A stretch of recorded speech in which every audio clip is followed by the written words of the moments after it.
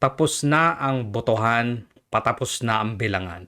Pero the next big thing is the impeachment of Sara Duterte. Whether she will be convicted, she will be guilty, or not guilty. Kapag ka-guilty, tapos ang maliligayang araw ni Sara Duterte. Pero kapag ka not guilty, patuloy siya sa pagsiservisyo bilang vice-presidente at of course, meron siyang chance kung gusto pa niya tumakbo bilang presidente sa 2028 which I'm sure na tatakbo siya. Now, ang usapan ngayon is kung sino yung mga nanalo at yung mga nakaupo ng senador. Sino yung magiging pro, antay o kaya nasa gitna lang at hindi pa natin malaman kung maghahatol ba sila ng guilty o hindi guilty. So panoorin natin tong mga expert opinions and then titignan natin kung agree ba tayo o hindi.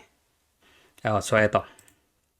Kung sino-sino ang mga posibleng maging bagong senador o yung nagbabalik na senador. Kabilang dyan ang dagdag na Tulfo, dagdag na Cayetano, Yaks, Tulfo.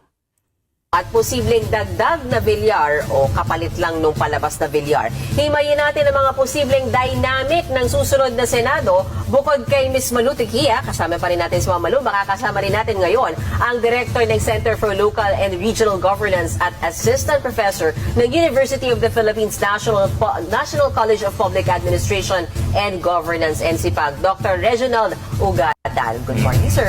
Good morning, and thank you for staying with us. Go ahead, sir. Ito po ang ating matrix. Ang tanong kasi kung sino ang pupunta saan.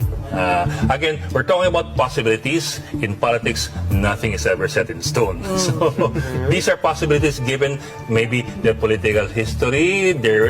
So maliwanag ha, possibilities lang to ha. Kumbaga yung pananaw lang nila at magiging pananaw natin. Their past alliances, their present alliances, and their potentially future alliances. Ito po yung ating tropa ng mga holdover senators. Ito yung mga mukhang pasok so far with what? 70+% relative to vote in. So ito yung mga malamang napapasok. Ang tanong kasi, anong magiging political alignment sa Senado? Pero this is in the context, let's put it in the context of impeachment. Kasi it's the elephant in the room. Impeachment is going to come whether... At pagpasok nila, yun ang una nilang gagawin. Diba? Pag-resume ng Junto nga So dito natin ilalagay inyong pananaw na malamang will be for conviction because this is under the administration. Dito yung mga against conviction. This is the middle ground. Parang kung hindi tayo sigurado kung saan, maaaring dito ilagay. So kumbaga yung swing ay 50-50. Not sure kung pro-impeachment or anti-impeachment. Kung guilty or not guilty, okay. Magbagong isip o maaaring namamangka sa dalawang ilog na hindi naman kakaiba sa politika. Who do you want to start with? Yung mga holdovers o yung mga... Simulan natin sa holdover senators. Sige. Okay, ako muna. Siyempre si Senate President Chis Escudero. Kalagay ko sa admin. Tama? So si Chis Escudero malamang ay yung verdict niya ay guilty. Sa antay. Yes, tama. Dahil makasara Duterte, tama po ba? Hindi, at saka may shared sila yung sa tatay. Sino yan? Si Estrada. Di ba na-impeach yung tatay niya? Of course, ayaw niya na pagdaanan ulit ng iba pa. Kasi alam niya, sabi niya noon na walang naibungang maganda yung impeachment sa tatay niya. Tatay niya na na-impeach. Okay. Si What about Alan Cayetanos? sa antay-admin. Anti-admin. Okay. Sir, ako gumagawa. Sino yun? Si Alan? Oo, di ba tumakbo siyang running mate siya ni PRRD? Of course, syempre. Maka Duterte pa rin yan. Ano lang kailangan para Anyway, sabi ay siyam daw yung kailangan pero I think is 8 lang kasi 23 lang sila na senator, no? Kasi yung isa, sino ba yun? Yung napunta sa DepEd Secretary, di ba? So 23 lang sila. So from pag 24, 9. Pag 23 lang sila, 8 lang yung kailangan ni VP Sara para hindi siya tuluyang ma-impeach. Or kasi impeach na sa, ano ba yung term dito? Para hindi siya makatulang guilty. Yun na lang. Kasi na-impeach niya siya sa House of Representatives eh. Walo. Ay! Dagdag doon sa oh, sa yeah, napapasok na mukhang pro... Kaya nga, ang lalabas dyan, baka hindi matuloy ang impeachment na yan. Ikaw na to, sige. Oh, dalawain ko na kasi to seatmates to eh. Saan natin nilalagay yan? Sa antay yan. Aantay pa rin. Okay. Dahil ba natanggal si Senate President Mig Zubiri sa Well, panahon na... Katropa ni Migsi ang Yes, tama. Hindi lang yan, si Mig Zubiri kasi, kung tatakbo pa siya ulit, kung makakatakbo pa siya, third term na ba? Parang hindi pa yata. Kung tatakbo siya bilang senador, kailangan niya ng malakas na kapit. Which is, alam naman natin, sa nakita nating resulta, yung Duterte Magic nandyan pa. So, kailangan niya. And then, tumakbo din siya sa Uniteam noon, di ba? Parang, tumakbo siya sa under Uniteam. So, I think Zubiri is makasara, maka-Duterte pa rin yan. Ito, at saka si Villanueva. Si Villanueva parang Si Villanueva, I don't know. Para sa akin, 50-50. swings for me eh. Hindi ko pa siya masyadong, yes. Saan natin siya ilalagay? Put him muna dito. Dito muna. Para lang meron Go ahead, tayong sir. flexibility. Yes. Agree. Doon muna sa 50-50 si Joel Villanueva. Well, ito. Yes. Kaya sa swing. At least, para may flexibility na tayo. Na pwedeng kumani dito, pwedeng kumani dito. Yes. Ito, Controversy dito. clear. Yan. Kasi may sagutan tong dalawang diba? VP Sara at Senator Si Lisa. Lorenz Wing. Si Risa, sure bull naman yan eh. Magkakadol na guilty yan. Traditionally, always in the swing. Meaning, ano ibig mo sabihin dyan, Mama Lu? Ay, bahala na kayo. Si Legarda, I agree. Nasa 50-50 pa rin yan. Oh, ito yan, malinaw yan to. talaga doon. Malinaw ang Senator Robin Padilla na makasara. Of course, Robin Padilla, Sara. Tama ba? Yes. Ito, Paano yan? dito. Clear. Sa admin. Oo. Sa admin. Sino yan? Bakit? Kasi nanalo siya under the admin. Si Raffy Tulfo. Oo.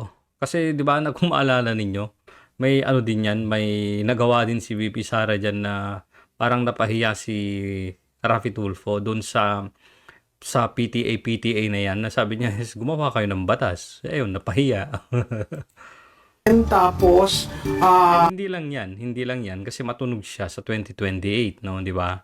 Siyempre, kung tatakbo siya sa 2028 bilang presidente, sino ba yung pinaka malakas na magiging katunggali? VP Sara. So, siyempre, guilty yan. Patatalsikin niya yan kung tatakbo siya bilang presidente ng 2025. But, I think, Raffy Tulfo will vote guilty. Ako, opinion ko lang ng mga to guys. I'm not saying na ito yung mangyayari. Hindi ko sila hinuhusgahan. Pero this is my opinion. ano yan, para na silang pinagsasabong For the MVP. 2028. Oo. At saka, kung may papasok na kapatid, sa tingin ko sila yung magkapatid na gusto magkahiwalay. Magkahiwalay. Ba't nila nasabi ng ganun? Hindi ba dapat magkapatid sila yung magkakampi? Pero, I don't know. Hindi ko alam kung bakit nila nasasabi yan. Paki-comment nga kung bakit nasabi nila na tong dalawang Tulfo, si Erwin tsaka si Raffy, ay gusto nilang magtrabaho o gusto nilang magkahiwalay. Correct. Villiers. Andun, syempre. Siyempre. Manny Villar, Naman, after the Si political ad. Migs, dyan, sa antay-admin. Uy, nakakailan na tayo dito. Oo Dito na. nga. Oh, ito na. O, isa Diba? na. Si Mig Zubiri yung isa kanina. Sino ba yun? Ba anyway. Oh, dito na tayo. So Possible ilan na yan? 1, 2, 3, 4, 5, 6 na. 2 na lang. winners. Go ahead, sir. So yan. Take it away. Napapakamot na si Ed. No? Si Bongo, Of course. Oo, hindi na yan. Siyempre, lagay mo na yan. kaduda-duda. Bongo, syempre, matik yan. Oh, may walo ka na. Oo. Yan. Si Bato. Si Bato. Obvious na muna. Diba to? Obvious na yan. Shilbon kung saan. Marcoleta. Oh, Siyam na yan. May Marco. Si Marcoleta, si Marcoleta to. Aimee. Saka si Aimee. Si Aimee. Si Camille. Si Camille. Ay, Yan. Teka muna, ilan na yan?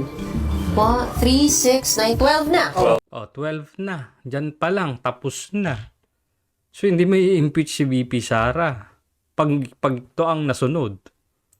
na. Si Kiko baka mag-swing din muna yan. Oo, Yeah, si Kiko nasa swing. Yes. Si Kiko, swing, no. No, I think, ano yan, mag-aantay yan. Ganun din ba si Bam? I disagree, no, na swing tong si tawag dito, si Kiko. Tingin ko, ano yan, papanig pa rin sa, ano na yan, kay Hontiveros yan. Susunod yan kay Hontiveros na, mag-vote yan ng guilty. Nakikita ninyo? Sa tingin ko si Bam, dahil na-endorse ng iglesia, Aha. baka nandyan. Saan dito? Dito. Talaga? Nilagay si Bam sa Nilagay si Bam sa not guilty, yung magiging verdict niya.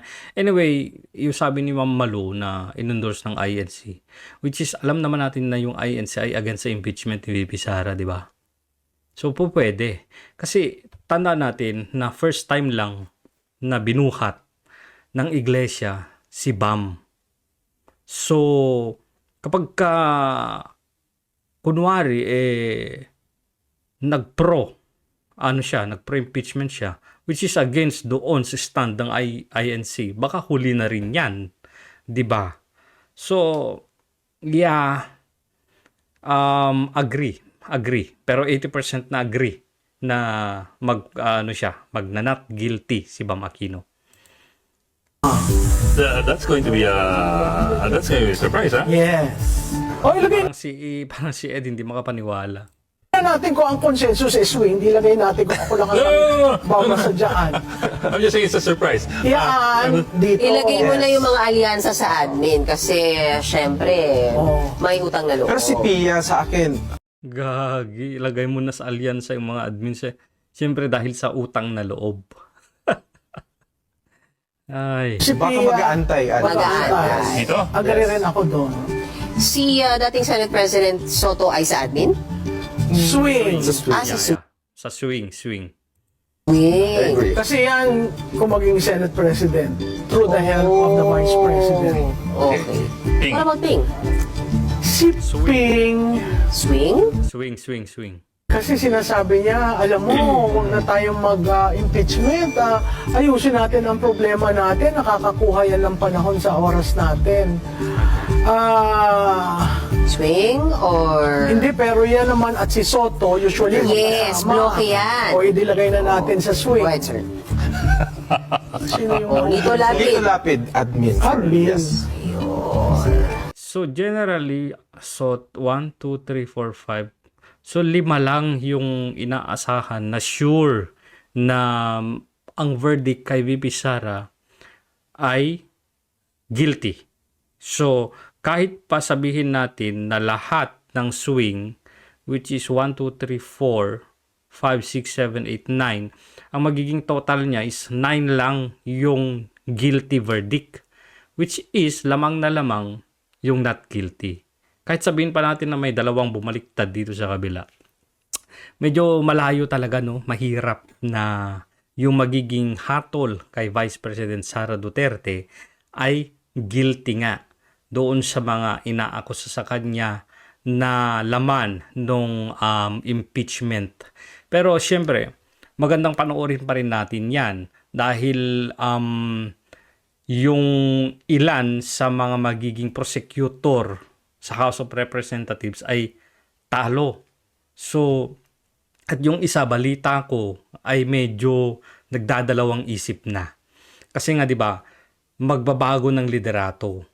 Magbabago na ng liderato yan. At malakas na yung ugong-ugungan na itong si Martin Romualdez ay papatalsikin na bilang House Speaker. So, kung mapapatalsik itong si Martin Romualdez, malaki yung pagbabago doon sa House of Representatives. Alalahanin natin na yung mga congressman na na-elect ngayon at yung mga yung mga congressman sa kanilang mga districts at yung mga party list, alalahanin natin na tatakbo ulit sila sa 2028, which is kasabay ng pagboto sa presidente.